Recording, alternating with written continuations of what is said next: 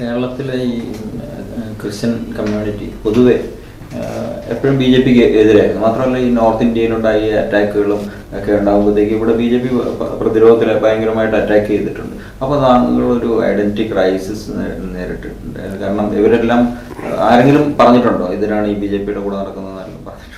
അല്ല, ഈ പൊളിറ്റീഷ്യൻസ് പറയാറുണ്ട്, അല്ലാതെ സഭയെന്ന് ആരും പറയാറില്ല. പിന്നെ ഈ എതിർക്കുന്നത് ഇപ്പം ഞാൻ പറയാം, മണിപ്പൂർ സംഭവം കേരളത്തെ ബി ജെ പിയെ ഒത്തിരി സഹായിച്ചു. അത് നിങ്ങൾക്ക് കോൺട്രഡിക്റ്റ് ആയിട്ട് വേണം. കാരണം അതുവരെയും ഇതെന്നൊക്കെ പറഞ്ഞു കഴിഞ്ഞാൽ കേരളത്തിലെ ക്രിസ്ത്യൻസ് അങ്ങനെ മൈൻഡ് ചെയ്തിരുന്നില്ല. ഇതെന്ന് പറഞ്ഞാൽ ഭയങ്കര ഭീകരമായിട്ട് അവതരിപ്പിച്ച്.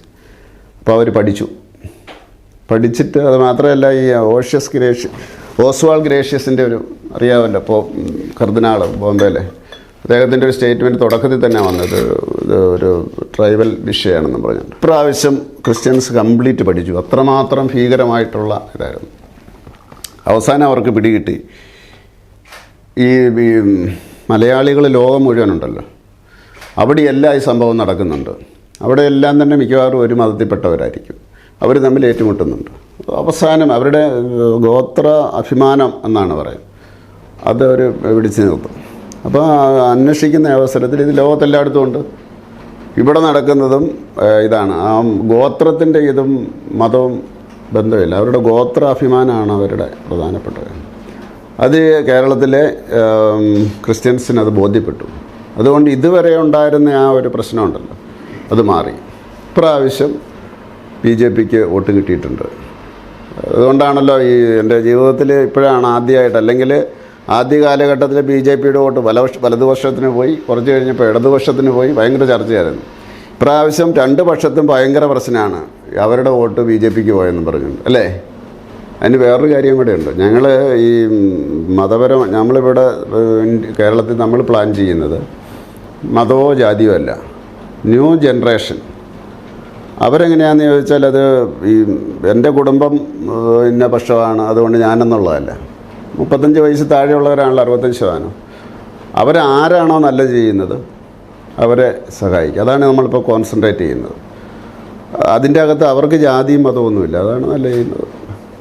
അവരുടെ വോട്ട് പ്രാവശ്യം ബി ജെ പിക്ക് കിട്ടിയിട്ടുണ്ട്. അപ്പോൾ ആ കോൺസെൻട്രേഷനിലായിരിക്കും ഞങ്ങൾ പോകുന്നത്. ജാതിയും മതവും അധികം അവരുടെ അടുത്ത് ചിലവാകില്ല.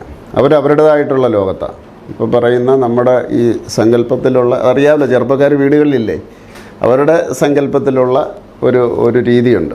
അവർ പത്രം വായിക്കുന്നത് എങ്ങനെയാണെന്നറിയാമല്ലോ, ഏതൊക്കെ പേജുകൾ അവർ നോക്കുന്നതെന്ന് കണ്ടിട്ടില്ലേ, അറിയത്തില്ലേ? അതാണ് അവരുടെ ലോകം. അപ്പോൾ അവരിങ്ങനെ വീക്ഷിക്കും, ഒന്നും മിണ്ടുകയില്ല. അവർ അതിനെ സപ്പോർട്ട് ചെയ്യും. അതാണ് നമ്മളിപ്പം ലക്ഷ്യം വെക്കുന്നത്. അത് ഒരു 1-2 ഡെക്കേഡ് കഴിയുമ്പോൾ അവരാണല്ലോ ഇതിലേക്ക് വരുന്നത്. അപ്പോൾ അത് കോൺസെൻട്രേറ്റ്, അതാണിപ്പോൾ നമുക്ക് കിട്ടിയ ഗുണം. നന്മ കാണുന്നതിൻ്റെ കൂടെ അവർ നിൽക്കും. പക്ഷേ അവർ പരസ്യമായിട്ടത് വിളിച്ചു പറയണമെന്നില്ല. അവർ വോട്ട് ചെയ്യുന്ന അതുകൊണ്ട് ഇപ്പോൾ ഒരു 20% വോട്ട് വന്നു. 20%-ൻ്റെ കൂടെ സുരേഷ് ഗോപിയുടെ നന്മയും കൂടെ കൂടിയപ്പം ജയിച്ചു. ഒ രാജഗോപാൽ അന്ന് ബി ജെ പിക്ക് ഏതാണ്ട് 12-13% വന്നപ്പോഴാണ് ഒ രാജഗോപാൽ ജയിക്കുന്നത്.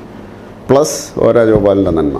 അപ്പോൾ തുടക്കത്തിൽ സ്ഥാനാർത്ഥി ഒരു പ്രധാന ഘടകമാണ് ഇതിൻ്റെ. അത് കഴിഞ്ഞാൽ അതിലേക്ക് വരുമായിരിക്കും. അപ്പോൾ അതുകൊണ്ട് 25% ആകുമ്പോൾ ഒരു 3-4 എം പിമാർ ജയിക്കും. അപ്പോൾ കേരളത്തിൽ അറിയാവില്ല, നിങ്ങളെല്ലാം അറിയാവുന്നവരാണല്ലോ, ഈ കേരളത്തിലെ MLA ജയിക്കുന്നതിലും എളുപ്പം ബി ജെ പിക്ക് MP ജയിക്കുന്ന. ഒ രാജഗോപാൽ ആദ്യം 15,000 വോട്ടിനാണ് 2014 തോറ്റത്. അതിന് ശേഷമാണ് MLA ഉണ്ടായത്. അദ്ദേഹം MLA ഉണ്ടായത്. അത് ഓൾ ഇന്ത്യ പൊളിറ്റിക്സുമായിട്ടുള്ള ബന്ധമാണ്. പിന്നെ ബി ജെ പി കേന്ദ്രത്തിൽ ഭരിച്ചിട്ടുള്ള ഒരു അടൽ ബിഹാരി വാജ്പേയിയുടെ കാലഘട്ടത്തിൽ ഇപ്പോഴും ഭരിച്ചിട്ടുള്ള ഗുണഭോക്താക്കൾ, അല്ലെങ്കിൽ അതിനെ നിരീക്ഷിച്ചതിൻ്റെ അടിസ്ഥാനത്തിലുള്ള ഒരു എഫക്റ്റ്. ഇവിടെ ബി ജെ പി കേരളത്തിൽ ഭരിച്ചിട്ടില്ലല്ലോ. അപ്പോൾ അതുകൊണ്ട് MP ആയിരിക്കും ആദ്യം കൂടുതലുണ്ടാകുന്നത്. അപ്പോൾ 25% ആകുമ്പോൾ മറ്റ് പാർട്ടികൾ നമ്മുടെ കൂടെ വന്നു കഴിഞ്ഞാൽ അവർക്കും ജയിക്കാം, ഒരു മുന്നണിയാകാം. അതാണല്ലോ നോക്കുന്നത്. പൊളിറ്റിക്സിൽ അങ്ങനെയാണല്ലോ.